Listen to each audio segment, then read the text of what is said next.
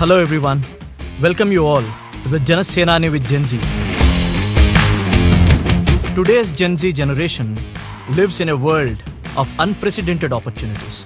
With access to technology, social media, artificial intelligence and global information, young people have more choices than ever before. Janasenani with Gen Z was conceived as a platform to create that dialogue, a space where the voices of young people can be heard, their concerns understood. Through this interaction, he seeks to listen to Gen Z directly, understand their aspirations, and inspires young people to shape the future of the nation. A man who's known for setting trends and breaking stereotypes. A man whose passion inspired the youth to pursue martial arts. A man who encouraged people to overcome their disabilities. A leader who's empathetic towards the downtrodden, and his generosity knows no bounds. A leader who witnessed the struggles of the remotest tribal hamlets and working hard to change their lives after coming into power. A man who stitched an impossible alliance together and pulled off a rare victory which is unprecedented in the history of Andhra Pradesh. I'm really fortunate to welcome our Honorable Deputy Chief Minister, the President of Janasena Party, and above all, a man who conquered million hearts and a minister who's impacting numerous lives, Shri Konidela Pavan Kalyan Garu on stage now.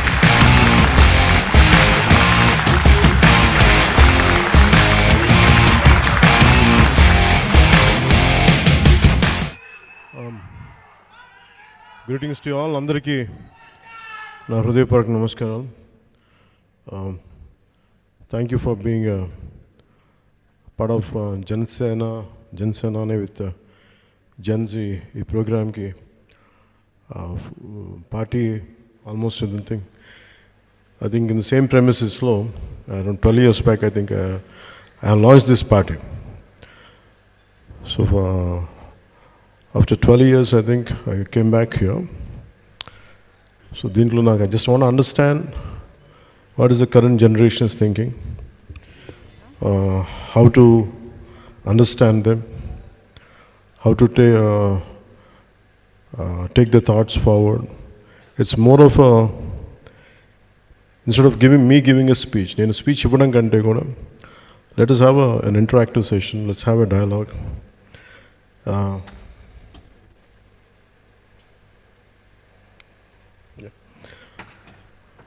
So on this occasion, let's have a dialogue. Let's understand each other.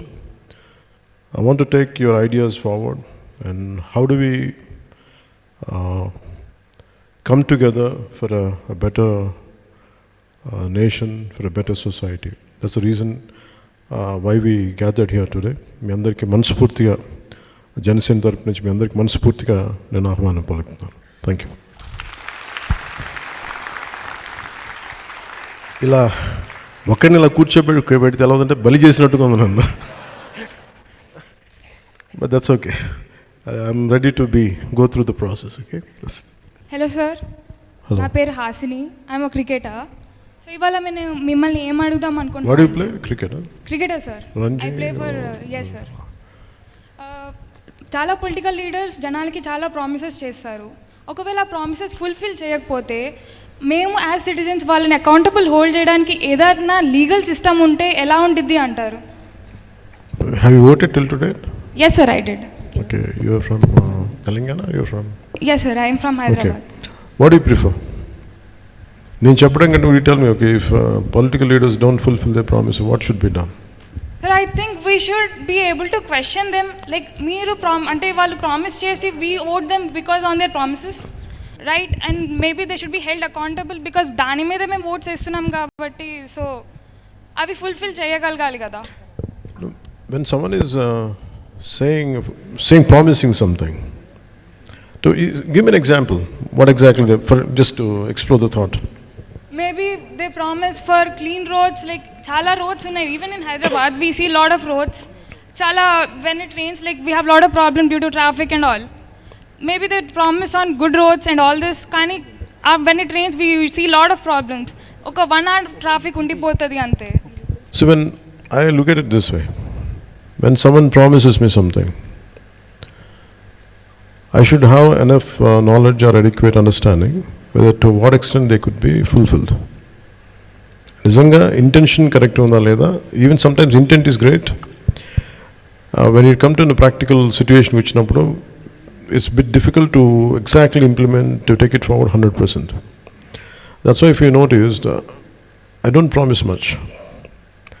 I only tell them, let's be a part, let's do struggle.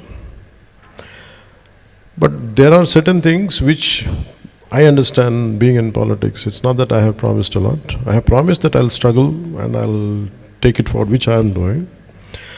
I can't speak for others, but from your point of view, from whatever you've been asking, you have to understand to what extent వీళ్ళు ఏ స్థాయికి ఈ మాట promise చేస్తే నిలబెట్టుకోగలరు, సాధ్యపడద్దా, సాధ్యాలు, possibility, what are the possibilities, ఇవన్నీ చూసుకున్న తర్వాత I think we should judge them. But sometimes there are certain great leaders are there which their intentions are very pure. For example, Lokpal Bill. The intentions are very great when they have started it. Somewhere in the process, each one of them dilutes in a different way. The true intention started. So there are so many factors which would pull and push, and sometimes it dilute. Sometimes greatest intentions are there in letter and spirit. Maybe I feel in word and deed. That's why I think what you have asked is a very pertinent question. I think leaders should be aware when next time when they have given something, when they promise you something, which I feel if I am in your place, this is what I would see. I would like to, I want the leader to say this to me. If someone promises you something, I want them to give a way out. Okay, how I'm going to achieve it? If I'm promising you something, this is the way forward, this is how I'm going to implement it, these are the practical path to it. I think once people, individuals like you, if they become more in number, if they become, what do you call it, a critical point, I think that's where I think even leaders will be consider it and they'll take it forward. I think they'll take it seriously. But bringing them into a legal accountability, I don't think that would be possible. But the only thing, you can make them accountable only when they come for the next time. If they don't fulfill the way you have voted, don't vote for them. That's the only way. But making them accountable in other ways, I don't think it is, especially in electoral promises. I don't know to what extent it is possible. That's what I feel. ఇట్లాంటి town halls పెట్టి questioning them, how will it be, sir? It should be nice, it will be nice, no? But people, leaders will shy away, no? Possibility unnadi. Because నేను విల్ఫుల్గా వచ్చి మిమ్మల్ని మీ చేత అడిగిపించుకోవడానికి వచ్చాను. You can question me. But do you think everyone has the same approach? Maybe very few people must be there. But nevertheless, you should make it as a movement. When you promise something, maybe you think, I understand the current social media or whatever the possibilities, social media is a very powerful tool. I think that's how, see, the way I have to appreciate you is, instead of sitting in in your comfort of your four walls, instead of asking typing a question, today you have come here, you came forward and you took the effort to come here and ask this question. I think that itself is a great change. I think if more number of people like you, if they change, if they become critical mass, I think definitely there will be a change. And me being in politics, I understand your concern, I understand your anguish when you say, what if they don't fulfill the promise they have made? I think that's a question to be raised, that's a question to be answered, and depending on their answers, I think you can form your own opinions and you can take your decision. That's what I feel. Thank you. Thank you, sir. Here today, so we have got this thing like ChatGPT. So sir, we want you to be the Pawan GPT for today for the Gen Z.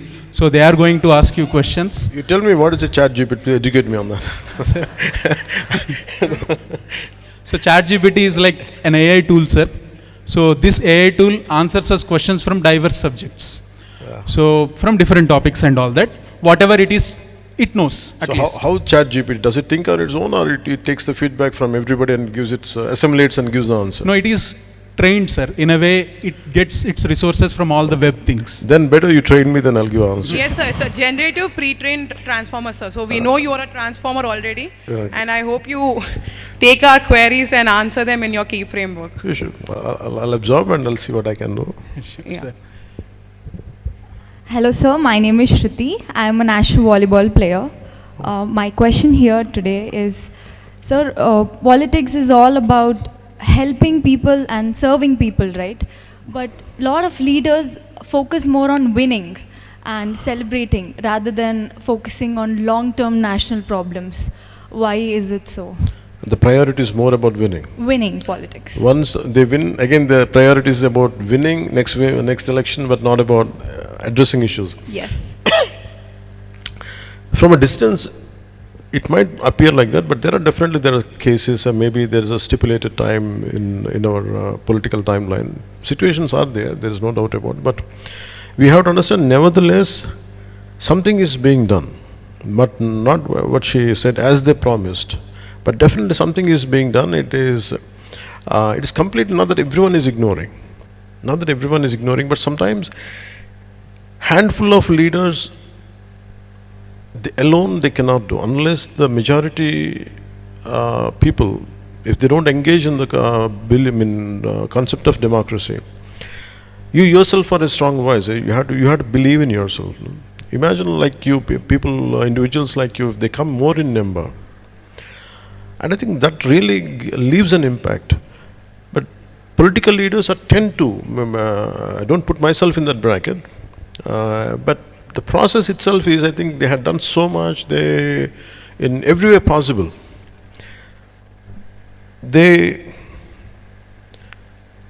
For me, before coming into politics, it was very easy to judge others.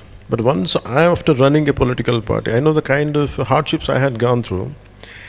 Now actually choose my words, to give an opinion, it's very difficult for me.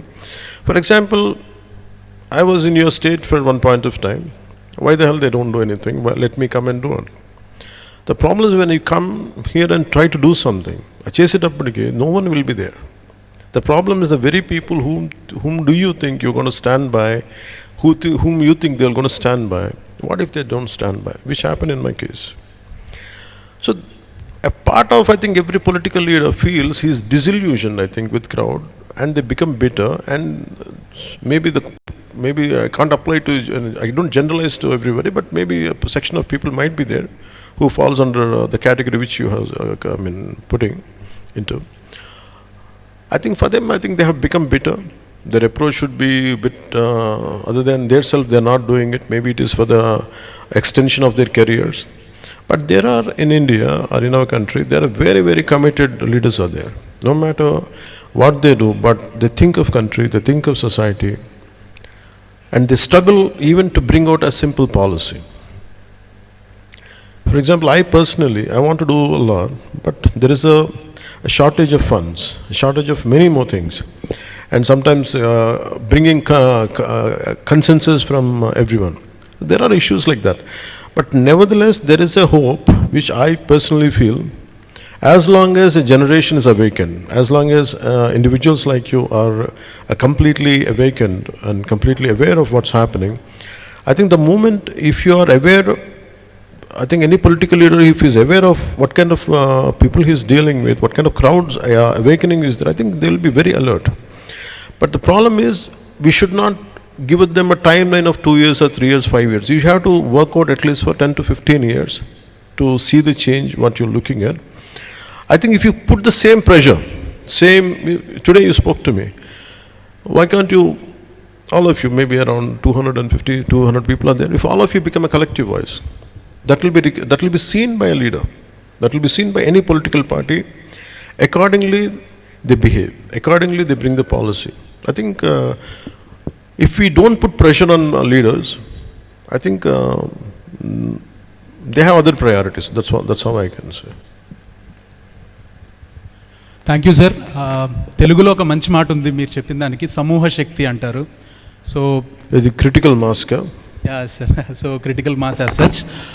So politicians are more concerned about winning the next election rather than thinking of the long term future. So ఈ freebies ఇవ్వడము, ఎక్కువ ఇచ్చుకుంటూ వెళ్ళడం, దానికి limit, even Tamil Nadu elections are coming up. So చాలా పెద్ద పెద్ద announcements వస్తున్నాయి. ఎట్లా?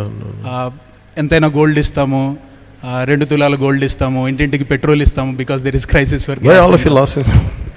This is a goal. Yes, sir. You know it's not possible. Or? So, how do you look at these things, sir? Okay, I would like to ask you the same question. I mean, Same question, sir. yeah. I would like to ask you something. Yes, sir. Okay, what should any political leader do? I mean, what should, when you said, why can't they look at the national issues, why can't they look at the societal issues? For example, just quote one issue. Sir, I'm representing sports here. I've been playing volleyball since 8 years right now. Me and my team have been raising our voices towards change in terms of food or any other culture that we are looking to develop. And it's been 10 years and nothing was put into action. No, why don't you, whichever, you must be belong to one particular constituency, right? If it is in in our state. Yes. Why didn't you go to the concerned authorities? What makes you, did you go? The sports authority, SAI, sports authority, India must be there. What is stopping you?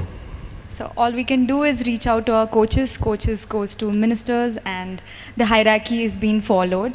But then I just want the leaders to do everything in action rather than promising in sports especially.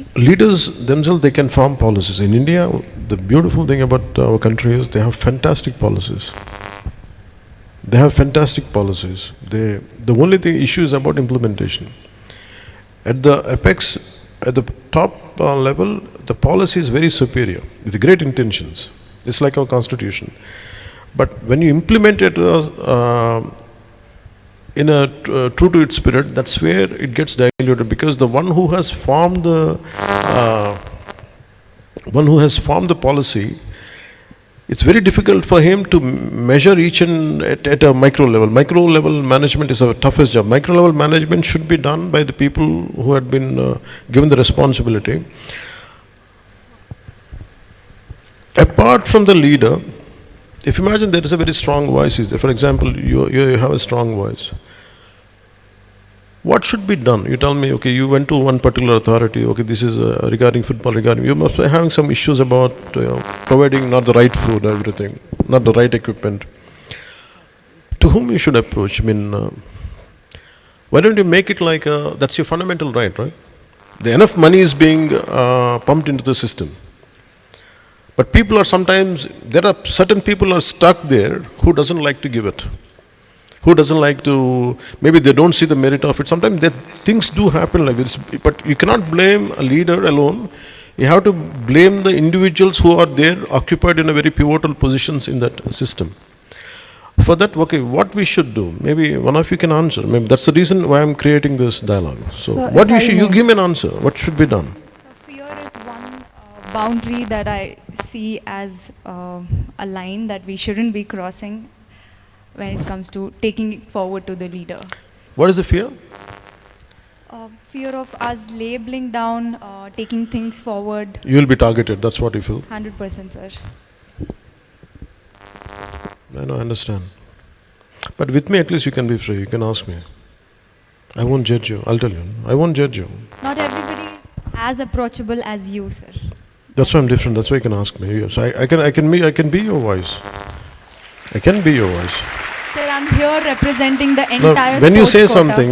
something, if you give me an issue, see, the purpose of this interaction is regarding sports. For example, మనకి ఏదైనా సమస్య ఉన్నప్పుడు we should be able to say, and we will be targeted, there is no doubt about it. Yes.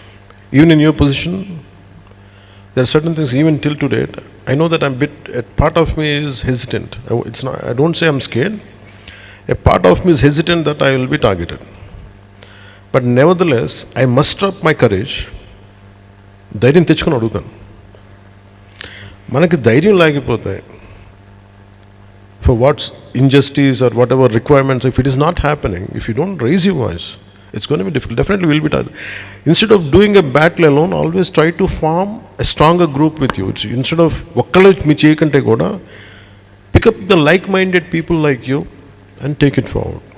But మీరేం చేయాలంటే కూర్చోబెట్టి, why don't you start some kind of campaign instead of I don't know what, I can see a lot of campaigns around, the social media campaigns.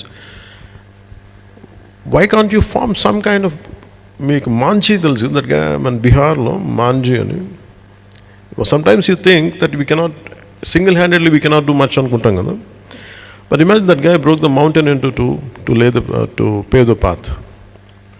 Sometimes you might think that I'll be targeted and I'm single, I'm individual, like I don't have the strength. But I can tell you, you have the courage and you have the ability, you have the strength. Only thing is you have to have very strong will to change the things around you. And manaki ledu ante you have to adjust with the whatever the status quo, you have to bear it, and maybe once you become a little gain strength, then you can handle things later. I think నేనైతే ఏం చేసామనంటే in your position